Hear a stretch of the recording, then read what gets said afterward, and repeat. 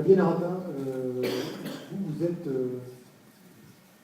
fournisseur de l'industrie avec l'offre que vous proposez sur les systèmes d'information. Souvent, un système d'information, quand même, la réflexion qu'on peut se faire, c'est que c'est plutôt une source de coût que de rentabilité. C'est très long à mettre en place, c'est compliqué, ça ne marche pas, il faut débugger. Qu'est-ce que vous répondez à ça? Alors, déjà, je vais revenir quelques secondes sur la mission que je ne suis pas sûre que tout le monde vous connaisse. Donc, notre mission est de concevoir et de déployer des systèmes de ERP, principalement chez des clients du monde de l'industrie. Nous avons le plaisir de collaborer aux côtés des équipes d'ouverture pour mettre en œuvre son système de ERP.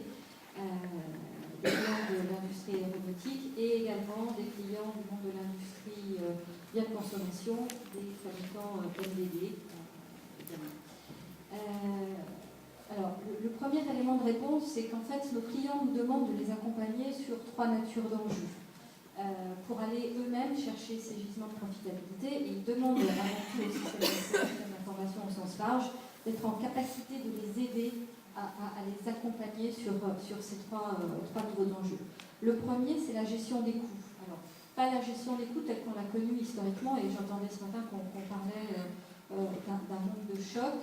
Ils nous demandent d'être en capacité de leur fournir un niveau d'information qui soit suffisamment fiable, suffisamment immédiat pour être dans l'anticipation permanente.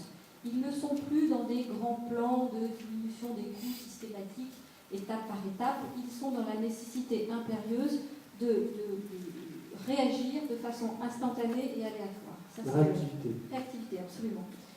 Le deuxième enjeu qui nous assigne dans la plupart des cahiers des charges, c'est la gestion du risque. Et là encore, c'est un thème qui a été abordé ce matin.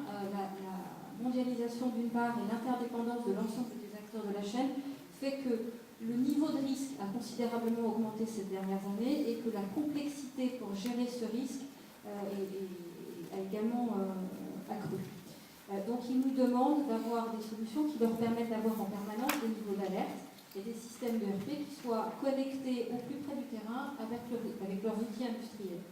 Enfin, le troisième enjeu qui nous assigne, c'est la relation client et l'intégration entre le système de gestion et les systèmes du CRM qui leur permettent d'améliorer leur relation avec le client final, ou bien pour les acteurs du monde industriel qui ont à négocier avec la distribution, et je pense en particulier aux producteurs de MDD, de leur permettre de tenir leurs engagements dans le cadre des négociations commerciales, et là c'est un apport important. Donc voilà, on les accompagne dans cette recherche-là. Pour répondre au deuxième élément de réponse à votre question, en termes de coûts, retour sur investissement, etc. Je crois que lorsqu'on dit un projet de système d'information, c'est coûteux, on est très facilement dans le subjectif, parce qu'il y a une étude qui est parue très récemment qui précise que à peine 50% des entreprises qui lancent un projet de RP font à l'origine de ce projet un ROI du projet. Ça, c'est la première des choses. Post-projet, 75% des entreprises qui ont mené ce projet ne font pas la mesure de retour sur investissement.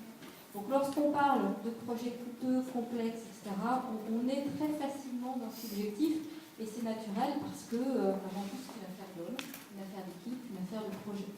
Enfin, on a constaté ces 3 dernières années que le coût total d'acquisition d'un projet de RP a diminué de 35%. Et aujourd'hui, on voit apparaître des modèles de tarification avec les clauses, avec les services, etc., qui font que les coûts d'acquisition et les coûts de mise en œuvre de ce type de projet ont considérablement diminué et permettent une flexibilité. Bertrand, un mot, pardon. Oui, il y a pas mal de gisements de productivité. Bon, déjà, on a un gros avantage. Combien vous fabriquez de cartes SIM par an? Il y a un gros avantage avec la carte SIM, c'est que c'est léger. Oui, c'est ça. Donc déjà, on peut la promener de go à l'autre du monde. Et donc, il y a un premier travail qui est fait, c'est d'optimiser nos capacités de production. Donc, avec une bonne planification, on est capable de remplir nos usines au maximum, quitte à fabriquer en Afrique du Sud des cartes pour n'importe quel pays dans le monde, hormis ceux qui ont des barrières douanières assez lourdes comme l'Inde ou le Brésil. Le Le second point, c'est également, comme vous le disiez, dans la carte SIM, il y a beaucoup de gâchis aussi. Imaginez une carte plus grosse comme ça pour maintenant la micro SIM qui est minuscule, tout le plastique qui est acheté. Donc on trouve aussi des moyens industriels pour mettre plusieurs puces sur la même carte plastique ou fabriquer des cartes en papier ou en produits qui sont moins dommageables pour l'environnement. Le dernier point aussi, c'est bien sûr de trouver des nouveaux marchés. Et là, on a mis en place la possibilité, on est dans l'activité industrielle et services qui sont ce qu'on appelle les centres de personnalisation, où on va personnaliser votre carte bancaire. Là, on peut ouvrir un tel centre dans un pays qu'on juge comme étant un client potentiel en moins de 6 mois, parce qu'on a défini des modèles de centres qui nous permettent d'ouvrir très rapidement, soit en ex nihilo, ou alors en rachetant également des activités d'une banque, de l'externalisation, et ce qui nous permet de nous implanter dans de nouveaux marchés. Et ces nouveaux marchés, les marchés comme l'Amérique du Sud actuellement sont des marchés qui sont en train de progresser de l'ordre de 40 à 50% par an. Et donc il y a là effectivement, pour des groupes comme nous, encore des belles progressions à faire. Et ensuite, après l'Amérique du Sud, on voit l'Afrique qui est en train de monter. Il faut savoir que des groupes comme Etisalat, en termes d'un groupe d'origine émiratie, représente en termes de volume pour nous l'équivalent de France Télécom ou Téléfonica. Donc il y a véritablement des puissances qui sont en train d'émerger en Afrique ou en Inde, qui sont colossales et qui vont constituer les futurs relais de croissance. Et pour ça, il faut avoir la flexibilité pour pouvoir investir au bon moment. Pour ces clients-là, c'est possible de fabriquer depuis la France?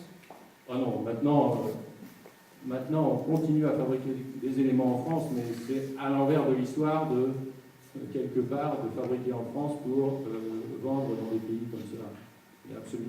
D'une part, comme je vous ai dit tout à l'heure, il y a des pays qui mettent des barrières douanières de l'ordre de 35%, comme le Brésil ou l'Inde, donc de toute façon, on est obligé de fabriquer sur place. Et des pays comme l'Afrique, il y a les Chinois, par exemple, qui sont très présents. Et donc là, si vous êtes sur le produit un peu banalisé, vous êtes obligé de fabriquer à proximité de ces lieux de consommation.